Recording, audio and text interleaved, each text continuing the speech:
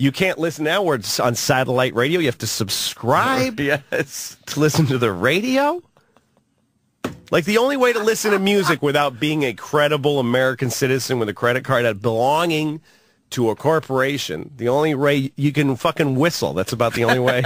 That's how you're going to hear the song. That's the only whistling to yourself. The only time you can, unless you want to join some. Yeah, because there are a lot of the music stores don't even carry fucking. There's no music stores. There's no music stores. You got to go to Best Buy, and they got their CD section, which is dying out. It's being pushed. Yeah, and it's just a reflection of what's on iTunes. Yeah, and what's you don't on, have Amazon. Nothing. You don't have a guy taking care of that section, so it's all just kind of willy nilly. You're not finding something new and eclectic. No, the problem the problem is what Louis is getting at is with corporate America. Only a few of the people in corporate America actually make the money.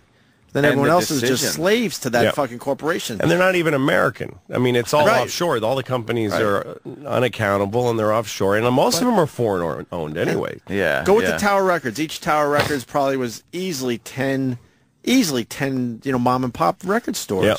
And those guys were actually making a real living. And now, like you said about Atlantic City, Tower Records moves in, and now you used to make a living. Now you're just working for that schmuck. Yep. And then Making Tower a lot Records less. is gone. Tower's so they gone. leave a vacuum. It's not even this idea that everybody's like, yeah, but come on, but this is good for what?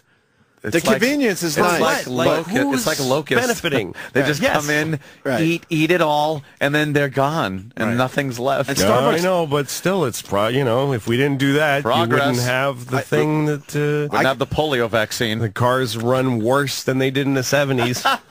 And I could go back. You need a computer to fix one.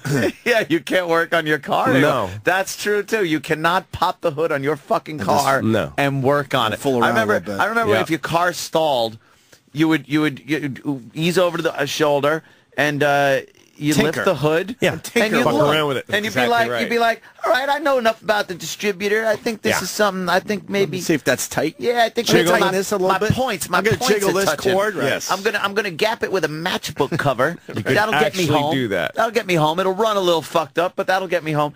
Yeah, if you knew where the fuel pump was, you could jiggle it a little bit. Yeah, give it a little knock. Now, if you cart it and start this, you hit the starter a little bit. And then I had a '68 Mustang, and I used to fix it. I worked in a garage when I was younger, and I used to fix it. So I the fuel pump would go the fuel pump that was in there since 1968 died in 1993. And then I put in a new fuel pump, and that fuel pump died in 1995. And I went through 3 fuel pumps on that car. Every part of it. The starter that this car was that was put in by some fucking heavy Michigan hands in 1968. When I was 1 year old, some fucking guy with a cigarette dangling put that starter in. Yeah. And then went to a very beautiful home in Flint, Michigan, which is now a fucking crack house.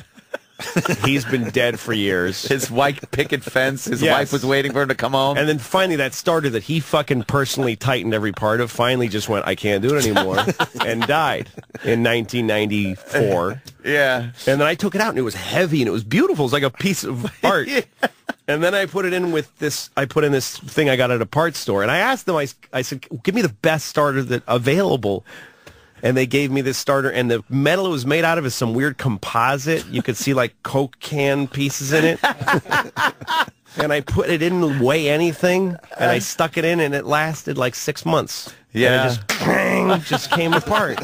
When you used to drop the starter motor, it was like when you pulled those bolts out. Yeah. It was heavy. Yep. And then the new one, you hold it up with one arm as you're threading the fucking bolt. Look at the You're right. Look at the picture Danny just found. You can't work on that engine. You can't That's work what you on see that now. engine. Right. Yeah. Just a big block with a logo on it. Right. That's it. That's a Cadillac. It looks Powered by Cadillac. It looks like it just all melted together. You can't get at it. It's No, all you just can't. cowling that they put on so you dare not even look and see what's under there. You can't work on it because it's all computerized. Now if your car You breaks got to hook down, a computer up to it in a corporate place. if it breaks down, you're lucky enough to get out of your own car. Yeah. Might not even You'd be get lucky out you of it. Right. You'd be lucky if you could at least leave the car. Yeah. Holy I keep shit. going back to the coffee thing because I was a big coffee guy as well. Yeah. And when Starbucks did hit, it made it convenient that there were more nice coffee place around, because you really had to search them out like you're talking about. Right. And I didn't live anywhere near Harvard Square, so a Starbucks was like nice instead of shitty diner coffee. Right. But then Starbucks didn't care about their product in the end. At first, the coffee was amazing. Yeah, but you've watched it drop compete. over the years. Yeah, they had to. They had to compete. Now you know the beans they're getting have to be just shitty. Of course they are. They have to be. They're not going to work hard for your money. Why would they? They've got I explain At first, they needed your money, so they worked hard for it. Exactly. I explain this shit to my kids all the time because we'll go off the beaten path. We'll go 3 blocks over and spend 40 more cents. What are we doing with this precious money? That people are like, well, I'm saving so that I can buy some fucking video game, have a video game experience for 10 seconds that evaporates from my existence later. What are we saving the money for? But we go a few blocks over, spend a few more cents to go to like a butcher.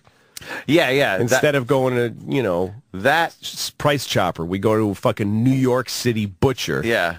Where the guy's got a red face. How you doing, my man? And, blood all over his fucking little apron that he's wearing. Gets his steaks from a fucking place where there's like a direct line from the cow to the steak. Right, yeah. Yeah, instead of this fucking ShopRite, probably some human parts in the steak thing. I was going to... somebody go, oh, you want to get something for lunch? Let's go to like Subway or something. I'm like, why would you not just go to a deli and get a real sandwich made on a hero roll that was in a bakery that morning, and the driver took it over to a place where they're not going to measure the meat. I remember I was a guy all pre-cut. Where the local guy goes, "Oh, Sucks. Anthony, you've been a good customer. Here's a few extra slices." The Subway, they actually weigh their meat and their tomatoes to make sure it's the proper weight. I was in a Subway once somewhere in Arizona.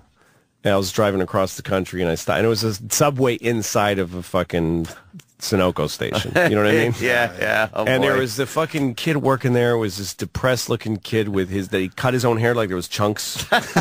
Cut his own hair, skinny fucking just depressed-looking, pale American, and the kid he's serving is this exact same person. Oh, shit! Like he just different colored version. Like in Star Wars, there was R2-D2, but then there'd be like a red version of it. Yes, like the red R2-D2. Yeah. They just kind of basic. And one guy, and he's going, what kind of sauce do you want on? And he's like, and like, I guess I'll go ahead and get the green one. And he's making it for him. And I wanted him to say, should I just eat it too? Does it even make a difference which one of us eats it? Like everyone's just on one side of the counter or the other. There's no identity to any American. The only identity you have is what your sauce choice is. Yeah. Like that's the only thing you get now is like, well, I particularly like.